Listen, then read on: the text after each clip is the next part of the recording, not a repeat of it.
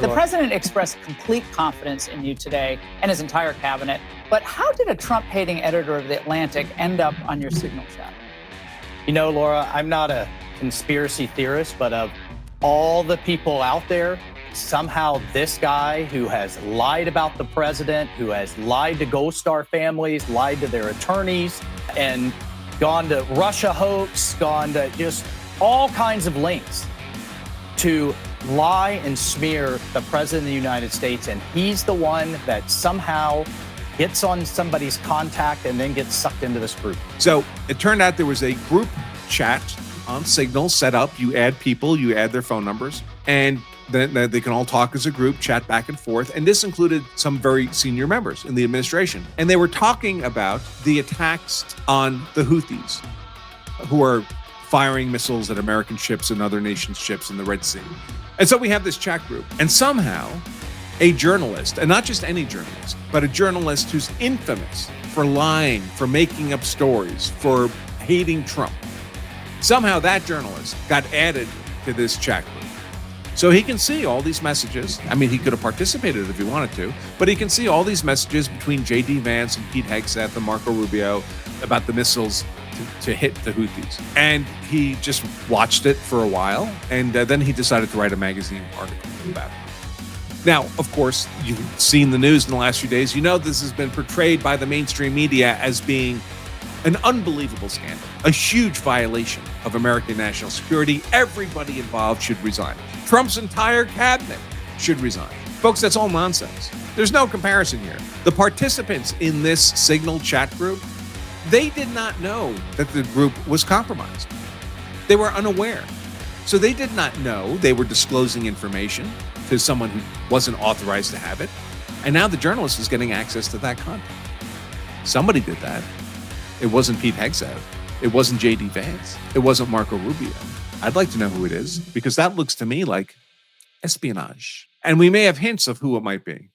If you're ever compelled to use force in defense of yourself or your family, the good news is that if you defended lawfully, you can be very hard to convict. But did you defend lawfully? Because if you don't know where the actual legal boundaries for self-defense are, it's the easiest thing in the world to innocently step over them, and now you're extremely easy to convict. Good news. In just a single day, you can become an expert on the law of self-defense and make yourself extremely hard to convict. On Saturday, April 26th, I'm holding one of my only twice-a-year full-day Law of Self-Defense advanced classes. This class is taught live by me and live streamed to you. It teaches you everything you need to know in one day, and there's plenty of opportunity for personal Q&A with me as well. Even more good news, when you register today, you save yourself 50% off the standard registration, but that discount ends soon.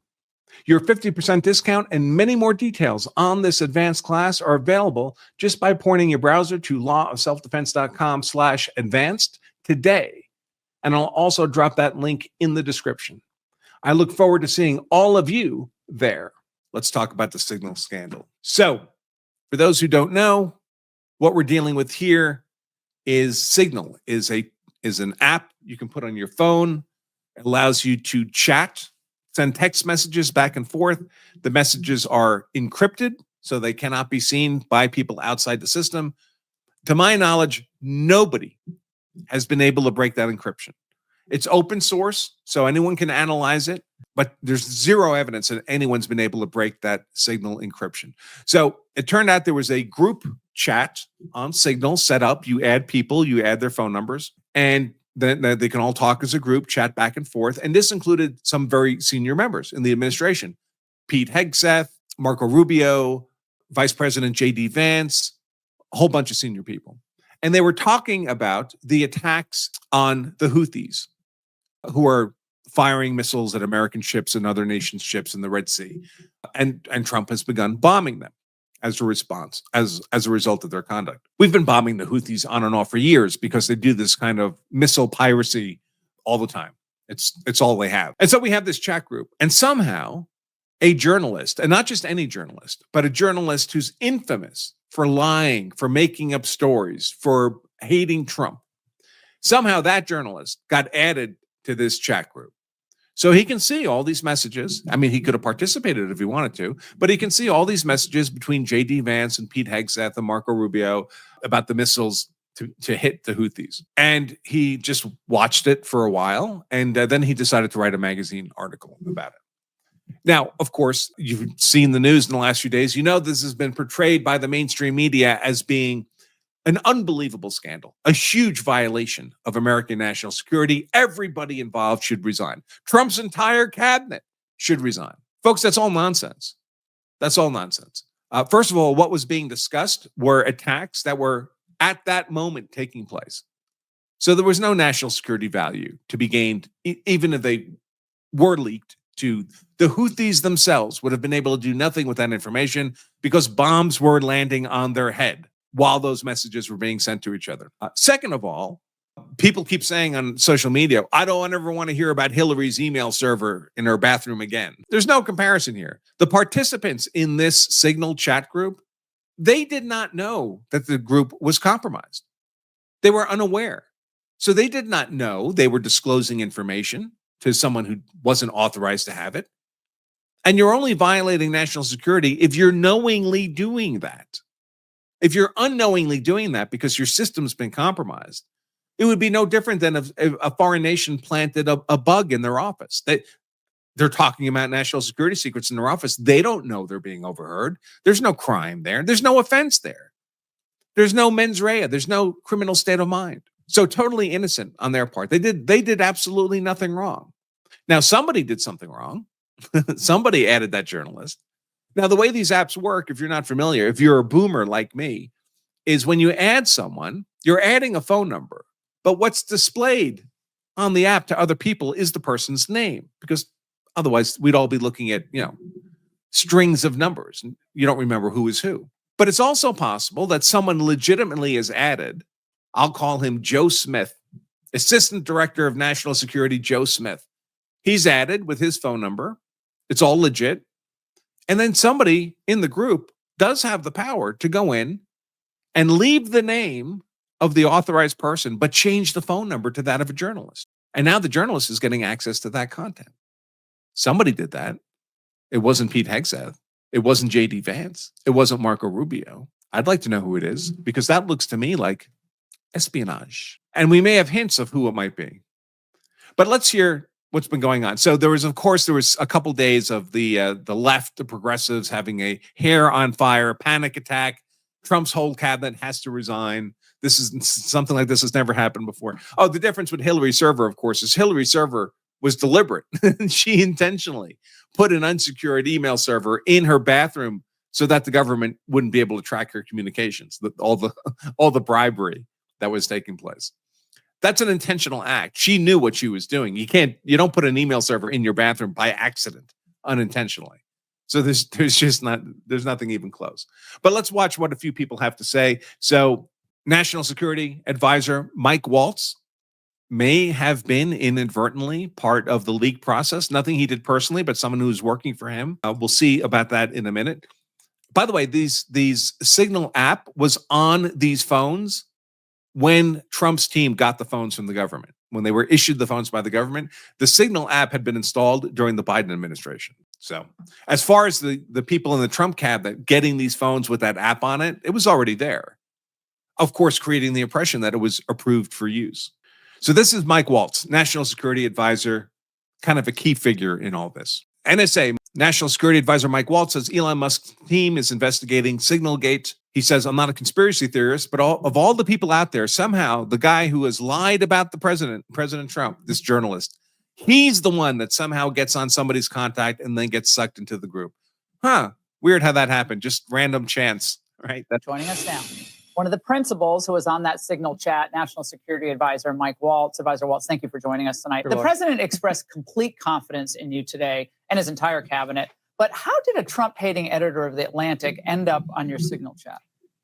Laura, I'm not a conspiracy theorist, but of all the people out there, somehow this guy who has lied about the president, who has lied to Gold Star families, lied to their attorneys, and gone to Russia hoax, gone to just all kinds of links to lie and smear the president of the United States, and he's the one that somehow gets on somebody's contact and then gets sucked into this group. Is someone in your intel? Is someone in your intel team trying to cause trouble here? Because that's the scuttlebutt out there. Look, that we have people. We have people. No, look, this is a great group. The president has a great team. This is not first. No, term. your team. I'm not talking about the other principals. No. These were principals and a couple of staff that were coordinating, as you saw. A couple of staff, his staff, a couple of his staff. We're going to learn some more about these. Someone here is suggesting, well, Mike Waltz is suggesting that, as I mentioned earlier, I think he's saying someone changed one of the contacts who was supposed to be in the group chat, changed one of the contacts on his phone to have this reporter's phone number instead, which you wouldn't realize unless you opened up the contact and saw the phone number had changed, even if you would recognize it had changed. Because the displayed name, what you actually see while you're using the chat, doesn't change. Also, he mentions that no classified information was disclosed. I mean, this is a matter of semantics. I think what they really mean is that none of the information that was disclosed could be harmful to national interest because it was disclosed, we're going to bomb the Houthis. It was disclosed as the bombs were falling. This is one of the guys on his staff that people are asking questions about. This guy here, Alex Wong. He's on Mike Waltz's NSA, Mike Waltz staff. He was an attorney for Covington and Burling before. That's one of these giant law firms that has been very anti-Trump, attacked Trump relentlessly over his executive orders, government contracts, security clearances. This guy worked for them before he worked for Mike Waltz. Here we have a note. Covington is also the firm that colluded with Mueller to throw General Flynn to the wolves, advising him to plead guilty without ever requesting the transcript of the call he allegedly lied about. It's deeply troubling that someone from that same firm is now Waltz's number two. Now, to be clear, I don't think there's any evidence yet, at least, that Alex Wong did anything wrong.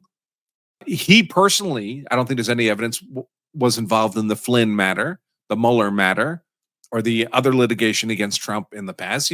Maybe he just innocently worked for the firm. The firm has thousands of lawyers. It could all be innocent. But it's curious because certainly it would not be credible that Pete Hegseth or Marco Rubio or J.D. Vance intentionally added that journalist to this chat group. Somebody did it intentionally. Was it one of those principals? I don't think it was Mike Waltz. Or was it somebody working for Mike Waltz? Might it be somebody who could have been promised a lifetime partnership in one of the biggest law firms in the nation? Wealth for the rest of your life? If you can just, change a phone number in the super chat? I don't know. But I hope somebody's looking. Somebody did it. It didn't happen by accident. Here we have this post from Will Kane noting that the release of the information could not have been harmful to national security interests because it was simultaneous with the bombs dropping. So he writes, this entire signal, Goldberg is the journalist, the anti-Trump journalist who was added to the chat. This entire signal Goldberg story is about framing, how he framed the story. So Goldberg says, I got war plans 2 hours before the attack. War plans. The Secretary of Defense message to the group went through at 11:44 a.m., according to the journalist. The attack was being celebrated at 11:45 p.m. That means the attack happened in that window, a 1-minute window, and probably before that window. Because there's a delay, right? The attack happens first, then you celebrate the attack. So what Goldberg got amounts to real-time updates from the Secretary of Defense to the cabinet to keep the president informed. Those are not war plans.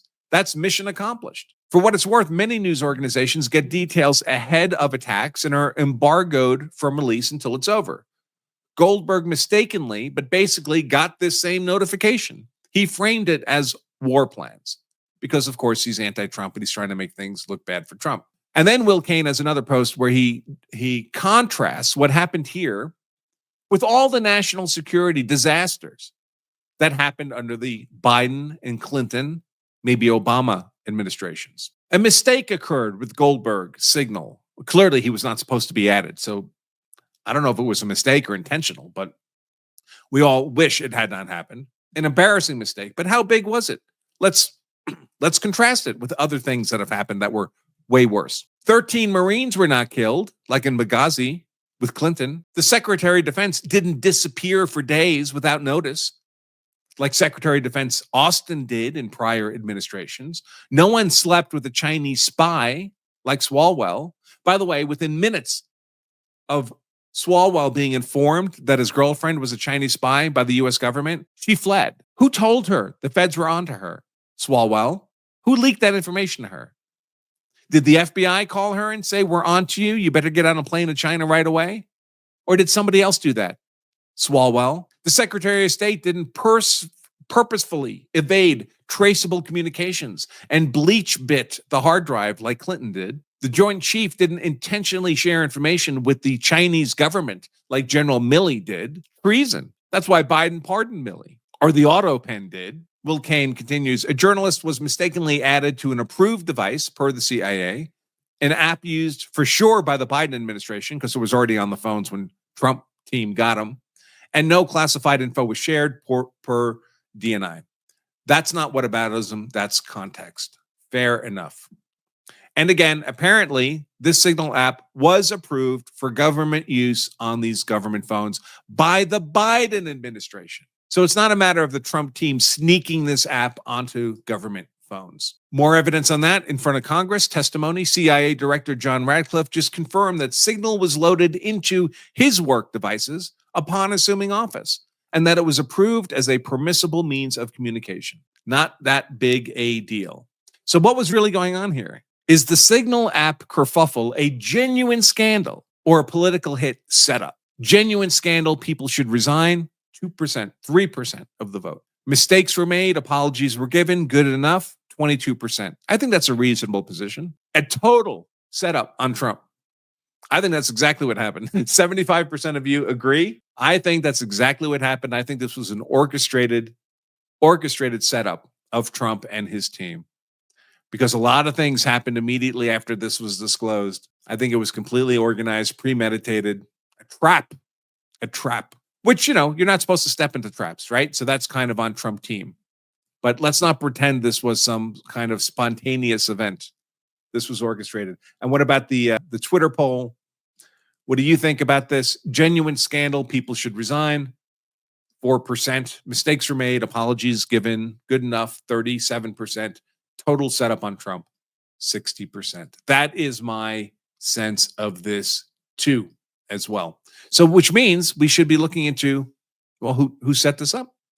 Who set this up? And people are starting to ask the right questions. Well, this should tell us the Signal incident was most likely a setup. He's talking about a lawsuit that was just filed by David Brock, who you should all know is deeply a far left operative, Clinton associated, Obama associated, and Norm Eisen. Norm Eisen is less well known, but Norm Eisen is probably behind 10 of the 30 injunctions that have been issued against Trump in the last few weeks.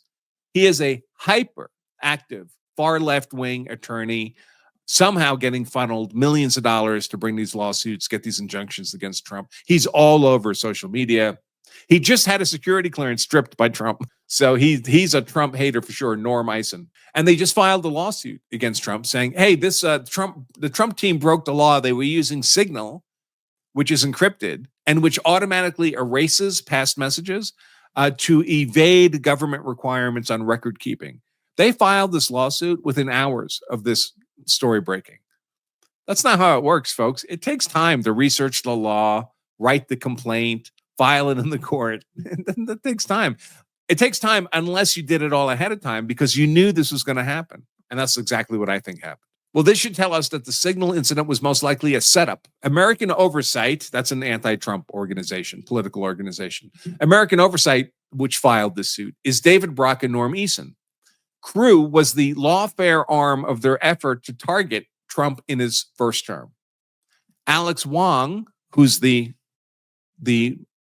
assistant to Mike Waltz that we talked about, worked for Covington, the lawyer. Alex Wong, who apparently added the journalist to the Signal chat, was an attorney with Covington and Burling who did pro bono work for an anti-Trump organization. This suggests he personally was involved in anti-Trump activities then, which is news to me. American Oversight immediately had their lawsuit ready to file. This needs to be investigated, Mike Waltz, meaning by the National Security Association. Another post on this lines, for those playing at home during Trump's first term. So during his first term, his national security advisor director was gone in 3 weeks, had quit in the first term. His attorney general was out of action for 6 weeks. So they're making the point that in Trump's first term, he was much more naive, Trump, in his first term. He didn't know how bad these lefties were. So they were much more effective at their anti-Trump activities in his first term, really debilitated them. In his second term, not so much, as this guy is noting. We are now 8 weeks into Trump's second term, and it appears the intel community swamp finally ran an op against the Trump administration. 8 weeks in, not 3 weeks in or 2 weeks in, but 8 weeks took him that long to organize. Why? Because Trump has been firing on full automatic since he took office. Since January 20th was signed in, sat at that desk and started signing executive orders by the dozens. He's kept the progressive woke DEI fascists on their back legs, on their heels. So it took him 8 weeks, 9 weeks to finally run this kind of intelligence op against Trump, which they were running dozens of his first term immediately. And to be honest, it appears to be a very weak op at first blush. I think so. I think this is going to be out of the headlines within another day, maybe even a trap set. That's what I believe. That's how far behind the swamp is this time, how back on their heels they are. At this stage in Trump's first term, the swamp had basically taken back the intelligence agencies or kept a firm handle on it from the get-go, like redcoats, turncoats, as Odney and Pompey at CIA. Trump's counterattack with the Crossfire Hurricane release, Trump had just signed an executive order that he's declassifying all the Crossfire Hurricane stuff, all the Mueller Russian collusion stuff against him in his first term, will require the swamp to deal with that release and the release of all those previously classified documents. This account writes, my bet is the same people are involved in both. It's going to be hard to fight and defend at the same time for the swamp critters. We'll see, but I think they bit off more than they can chew. If the Trump team can show it's the same people, well, the outcry for justice will be earth-shattering. Let us hope so. Another note here. President Trump has told NBC that it was not National Security Advisor Waltz, but one of his people, maybe Alex Wong, who added Goldberg to the chat. Goldberg is a sly, beat-up merchant, a dirty journalist, a type well-known in the journalism world. He's also a rabid anti-Trump political activist. Let's see if there's anything else useful here. It seems absurd that the most destructive, deceptive anti-Trump journalist from the most hostile, sloppy anti-Trump publication could accidentally have been added. Yep. There were 150 holdovers from the Biden administration at the National Security Council when National Security Advisor Waltz took over. Career staff, detailees from agencies like the CIA, NSA, State Department, Pentagon. He purged several dozen. And Goldberg, the journalist's boss, Kamala buddy, billionaire by widowhood, Lauren Jobs is also a leftist activist most fervent about immigration matters. So the swamp is deep, folks. The deep state is buried in these organizations. You don't just Thanos snap your fingers and get rid of all of them. There are people in there. And this, I thought, the last note on this, I thought was a really interesting consideration by Sean Davis.